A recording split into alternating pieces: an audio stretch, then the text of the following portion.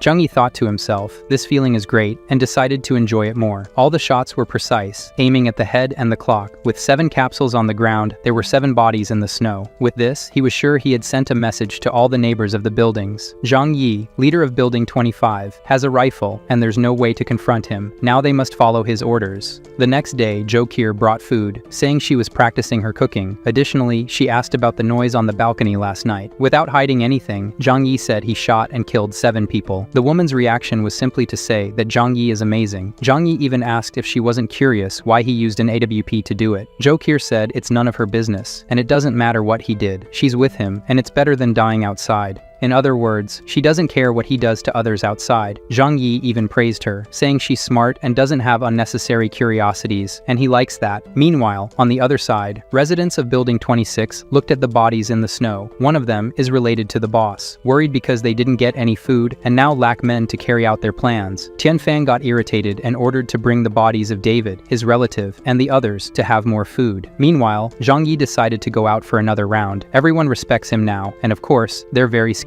With headphones on and Uncle Yu on the line, Zhang Yi is now sure the building is safe. Meanwhile, the leader of Building 26 could only stew in bitterness. If he could get that motorcycle, he could go out to get cigarettes and food. Those who went before to look for the motorcycle didn't find it in the parking lot and were shot. Zhang Yi rode the motorcycle until he reached where he wanted to go, the district of machines and imported cars. The warehouses were so large that they hadn't been covered by snow yet. Breaking the roof, he descended with a rope and put everything in his infinite loot storage warehouse. Now these these luxury cars have no value, but at some point, they might. The next step was to go to a gas station. He needs it for his generators and machines, including his snowmobile. Unfortunately, for him, the station was completely buried in snow. It was impossible to dig 10 meters. Frustrated that his plans didn't work out for the first time, he threw himself into the snow and thought about how good it would be to have gasoline for all his stored machines. It was thinking about that he remembered he also had a giant excavator stored. With the little fuel he has, he can dig and dig in the snow. It didn't take long until he managed to clear a path to the gas station. Inside the place are the warehouse tanks of the station. Luckily, the fuel isn't frozen. All he needed to do was seal the tanks and store them intact in his loot storage space. For a moment, he realizes that with this and his excavator, he can dig and retrieve everything buried, and no one will be able to stop him. Meanwhile, in the building, a neighbor's child had a high fever. Jokir went to attend to the child, but couldn't do much because Zhang Yi always keeps the medicines. Uncle Yu brought leftover medicine from his girlfriend Zila Mei's son. He comforted the mother that everything will be fine. The child's fever decreased. However, Jokir reminded the mother to keep an eye on his condition. They had barely stepped away when they heard a scream. Aunt Lin attacked the baby, and in the impulse to protect her son, the mother intervened and got shot. Jokir managed to grab the baby for a few seconds. Aunt Lin went crazy, saying that because they didn't help her grandson, he didn't survive, so no one has the right to have children here anymore. The lovely Jokir, determined to save the child, ran with him through the stairs. Aunt Lin managed to grab the doctor's leg. Like the mother, she protected the child with her body. Aunt Lin was determined to kill everything in her path. Uncle Yu kicked Aunt Lin and threw her down the stairs. He arrived just in time to save the boss's wife. He wouldn't forgive himself for failing to keep everything safe in his absence. Aunt Lin was furious with all of them. Uncle Yu made it clear that Zhang Yi eliminated Chen Zheng, and that's why everyone is safe. Additionally, Jokir recounted that after Chen Zheng was gone, she begged Zhang Yi to give medicine to her grandson. However, when she went to deliver it, she found out that Aunt Lin herself had killed her grandson to eat him, leaving the old woman screaming in denial. The men who came with Uncle Yu said that she must pay for her evil deeds, and they can help. According to them, fat burns well, and it's been a long time since they had a good bonfire.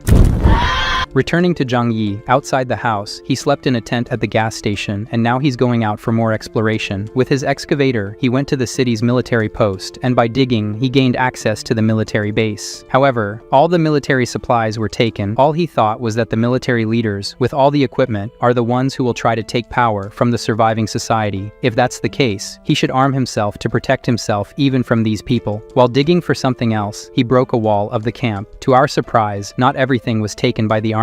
An absurd amount of weapons and ammunition in this place went straight to his loot storage. After so long away, he returned home on his snowmobile, and this time without bringing back food. The neighbors noticed he was without food and immediately started complaining. Zhang Yi countered that even for a whole day this time, he couldn't find anything. But if they want, they can go back to having to go outside to find their food and not follow him anymore, and he calls them ungrateful. Zhang Yi realized that by not bringing back food for one day, they felt unfairly treated because his work of defending the building wasn't being paid off. Even though he said the discussion was over, some of the residents approached, suggesting that he could take some of them next time to search, and that way, he could rest more. Not only Zhang Yi, but we didn't even notice this strange guy with a hand hidden behind his back. Zhang Yi made a hand gesture, and the next moment, the rebel took a hit to the head and fell to the ground. The others who were with him apologized, but Zhang Yi made it clear that there is no forgiveness. He shot everyone, and at least 4 of them went to sleep. The rest fled through the window. The noise caught the attention of Uncle Yu and Jokir, who ran there worriedly. He simply said that they were traitors, and he responded with mercy. Uncle Yu simply said they were so comfortable they forgot their place. Zhang Yi then went home, as if what happened now didn't matter at all. Zhang Yi stayed there, thinking that this mercy he mentioned is just to warn others. With no one questioning what happened, they go home while Zhang Yi thinks his cannon fodder is running out. In the comfortable home, Zhang Yi asked Jokir if anything had happened while he was away. She recounted that Aunt Lin had gone crazy due to her grandson's death and attacked a mother, but that was already resolved. Additionally, someone from another building called Chen Lingyu wanted to discuss something with Zhang Yi, but she didn't say the specific details, just that she wanted to cooperate with him. Not knowing what this person could offer, Zhang Yi didn't care. He has everything he needs, and those people outside can only wait to die of cold and hunger. Curious if he was just going to ignore the woman's request, he asked for his information, and what Jokir knows about this person is that Chen Lingyu owned a cosmetics company and now completely controls Building 9. The only surprise to Zhang Yi for this is how a woman had the power to take take control of an entire building. Out of curiosity, Zhou Qi says he should talk to this woman, so he already had messages from her and the leader of another building on his phone. He went straight to Chen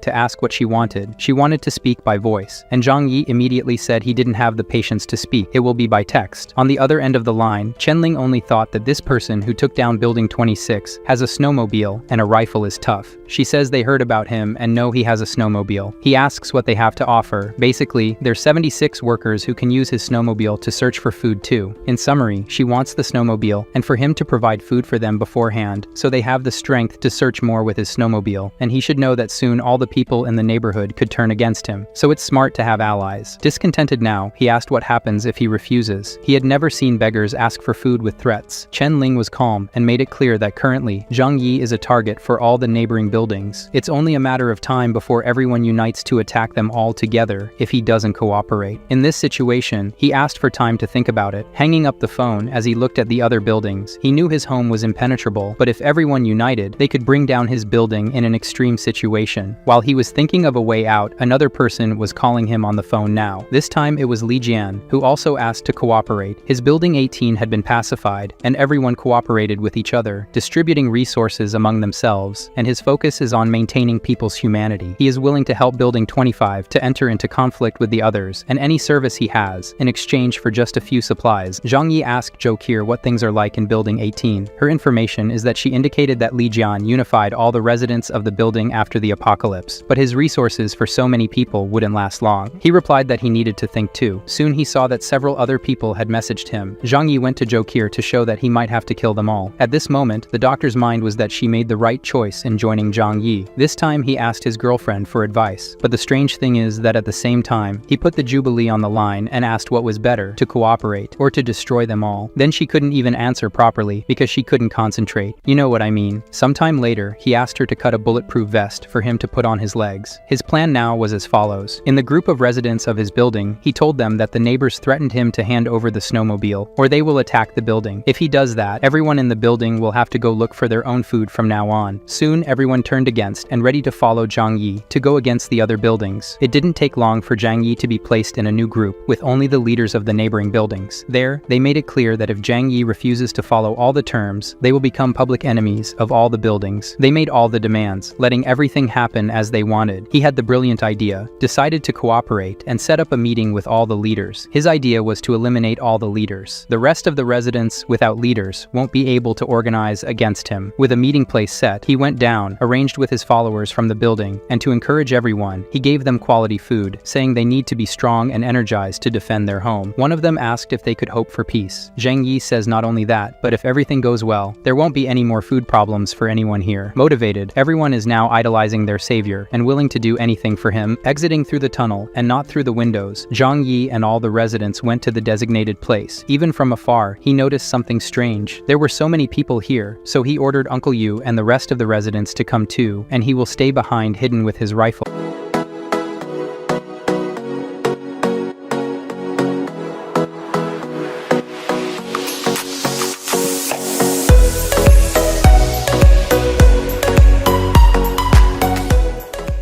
Place. Even from afar, he noticed something strange. There were so many people here, so he ordered Uncle Yu and the rest of the residents to come too, and he will stay behind hidden with his rifle. At the negotiation field, Uncle Yu and the residents stood in front of all the leaders of the neighboring buildings and their groups. One of ours said they didn't seem to want to negotiate. The other completes saying, they seem more like they want to destroy them. With so many of them attacking each other, they wouldn't stand a chance. However, Uncle Yu stated that their goal is to make Zhang Yi cooperate. Attacking us wouldn't help with that. The building owners of 26, 5, 21, 9, and 18 were confident Zhang Yi might be intimidating, but against so many people, he doesn't have the power to face them all. One of them says he doesn't see Zhang Yi, so he must be scared after seeing our numbers. The situation is totally in their favor. Tianfang shouts for him to show up soon for negotiation. Uncle Yu warns that the leader will only meet with the leaders, so they should come this way. Chen and the others disagree, and ask if they aren't afraid of death. Realizing how things were going, Zhang Yi called Uncle Yu, warning them to stay away from the other groups. Uncle Yu, clever as always, told them to wait a moment and had his group retreat. With this distance, Zhang Yi whistled to get everyone's attention. In the open field, nobody knew exactly where Zhang Yi was, nor where the grenade he threw into the midst of the other building groups came from. Behind the leaders, a massive explosion occurred, resulting in a hole where everyone nearby was obliterated. Uncle Yu put the phone on speaker behind the leaders and asked if they had any questions for him. Wang Cheng, in shock, asked why so much violence. Zhang Yi questioned over the phone why more than 1,000 people for a negotiation. Already heading back into his building, he said there were 5 minutes left until the appointed time. If they didn't agree to come talk to him at Building 25, it was over. Chen Ling spoke for everyone that they would accept it. Already in one of the apartments, Zhang Yi was content. With just one blast, more than 20 people were gone. This will convince him, and now he only has 20 of them left. Sometime later, all the leaders rushed up the stairs of the building to reach the designated place. As there are no elevators, they are all tired. He only asked if everyone was there, confirming that they were. The meeting began. The residents in the room calmly laid out their conditions as before, of how he should cooperate. Unsatisfied with this, he drew his Glock and placed it on the table. Instantly, everyone was shocked, so Zhang Yi said it was just bothering him on his waist. Continue. None of them wanted to ignore this, and said that if they flip, the others will join forces against him. Thus Zhang Yi took the lead in the discussion. First point, he doesn't agree with their demands. Providing food for so many people is impossible for him. The most he can give is 10 meals per day for each building. How they use them is up to them. Chen Ling was indignant. This is too little. Only in her building, there are 76 people. Zhang Yi then made it clear. It's either this or war. With no way out, Tianfang took the lead, saying that Chen Ling doesn't represent everyone. They want to accept, but it won't convince everyone to cooperate if they're left without food. Zhang Yi cocked his Glock, asking if this is really too little for them. Li Jiam, the most peaceful of all, took the lead, saying he wants to talk. It's always better than a shot to the head. At this point, Zhang Yi put his foot on the table, saying that food isn't infinite. Even if they search, they'll eventually run out. He pulled a bunch of seeds out of his pocket and threw them on the table. His point is, they should start planting food to be able to make their own food. Tianfang quickly questioned, what sense does it make to try to plant in the ice? Using his Glock, he pointed out, there's land under the snow, water won't be lacking. His condition is that all buildings must put their men to dig and plant every day, and in return he will give 10 meals to each building. Moreover, he can provide medicines, drinks, and cigarettes. Upon hearing cigarettes, the two smokers forgot everything and said they accept everything if they can take a drag. Zhang Yi took out a closed wallet from his magic pocket and gave it to them to try. While they smoke, he stands aside, asking if they agree. Every day they can get a box of cigarettes. Li Jiam wanted to say something, but the smokers stepped in front and said they accept everything he said. They just need to be able to smoke every day. The rest of the three leaders are yet to respond, intimidated by the person with the Glock in hand and who has already convinced two of the leaders. One of the leaders pressured the others to accept. The two are already on his side and now want to please him, as much as the others want to discuss better. The two don't give an opening. Meanwhile, Zhang Yi goes to the window and notices that the residents of the buildings are starting to move. His reaction then is to move his Glock to the leaders and ask, what's this? Wang Qian, who was already bought, affirmed that all the leaders are here. There's no reason for anyone to attack them. Li Jian then says that if they are attacking, it's on their own accord. Zhang Yi shouts for the others to come in. Everyone here in the room is trapped here. Meanwhile, Zhang Yi takes out his rifle, and somehow no one saw his magic happen. With his scope, he identifies who's leading the others into rebellion. With a perfect shot, the leaders were knocked out, one after the other. Zhang Yi knocked down everyone who was taking the lead. The leaders sitting in the room were terrified to hear what was happening. A few minutes later, and Zhang Yi was calm, saying the situation was resolved. Asking if everyone is okay with the negotiation, soon the two smokers said yes. The rest who didn't want to accept were forced to accept. The last was the honest Li Jin. Now that everyone agrees, tomorrow afternoon they will start. Leaving the room, he patted Li Qian's things and asked him to do a good job. Meanwhile, he will keep an eye on them. Leaving the building, all the leaders seemed nervous, so the residents were curious about what happened. Zhang Yi tells them how he controlled the situation, but had to make a deal to provide about 300 meals for them every day. Not content with this, because why should he give so much food? Zhang Yi uses this. According to him, if it weren't for this, they should fight against over 1,000 neighboring motors, which would certainly lead to many deaths here, and he could not accept that, so he resigned to so much food for their well-being. Now all the residents of Building 25 cried with so much emotion. Zhang Yi is the only one who could lead and take care of everyone so well. Everyone left, only Uncle Yu stayed there. The old man, embarrassed, says that things didn't happen as he imagined they would. Zhang Yi took Uncle to a more private place, and there told the truth. The plan was to eliminate the leaders of all the apartments at once, but only the 5 most influential leaders were sent, so the plan was postponed. If the 5 leaders had been knocked out, the others would take their place and be more motivated to destroy Building 25. Uncle Yu now, yes, understood why there wasn't so much destruction. Now it's because there will be later. He understood and was impressed at how his nephew is so good at calculating things. Now it's a matter of time. The other residents will weaken as the days go by working. 300 meals alone will make them destroy themselves from within, not fight for the little food they will receive. Zhang Yi made it clear to uncle not to tell anyone about this. Returning to his luxury home, his wife was doing yoga. What a difficult life they have. After so much work, Jokir wanted to know how the negotiations went. His response was that in the next few days, all he has to do is this. He threw her on the bed and said she shouldn't leave the house for the next few days. Be prepared. After a hot night, the next day it was very cold outside, but still everyone was put to digging as promised. Their mission is to reach the ground 10 meters below the snow, to plant. He just passed by to make sure everything was being done, then went far away to get his snowmobile. The other two leaders said they searched and couldn't find his snowmobile anywhere. Where could he hide it? Zhang Yi's goal today was to find a veterinary clinic. There he knew he could find the poison they use to euthanize animals that are beyond saving, he said. With this amount he has here, he could knock out 300 people since they won't be able to find treatment. He knows that when the time is right, he will use it. Returning home, he made sure to gather plenty of supplies for his building beforehand. Everyone was impressed at how much he got this time. With a phone call, he notified the other buildings to come pick up their share of the deal. The leaders sent 3 people from each building for this, perhaps out of fear of being ambushed. Little by little, the 30 neighboring buildings picked up their first day of meals, and everyone was happy to start seeing food. As he left, he heard the workers saying they were tired from today's hard work, but it was worth it. So without a plan, things are going well. Returning to his comfortable home, his abode was always tidy, and he had everything he needed there, even a hot shower every day. Meanwhile, in the other buildings, Wang Qian saw his subordinate arrive, and the first thing he checked was if there were cigarettes. Everyone behind him quickly expressed that they were suffocating and would die if they didn't get a smoke. Soon, everyone was relaxed, and only then did they think about food. He allowed everyone to start eating, but he didn't calm down until he was sure the food wasn't poisoned. His group was confident they had food, but the other workers in the building were waiting for their share, which never came. That night, the protagonist left his bath peacefully and heard the neighborhood arguments over food distribution while he and his wife were stuffing themselves. The next day, everyone was digging, and as the protagonist prepared for his daily round, he left a warning to be courteous due to the food shortages, causing disputes.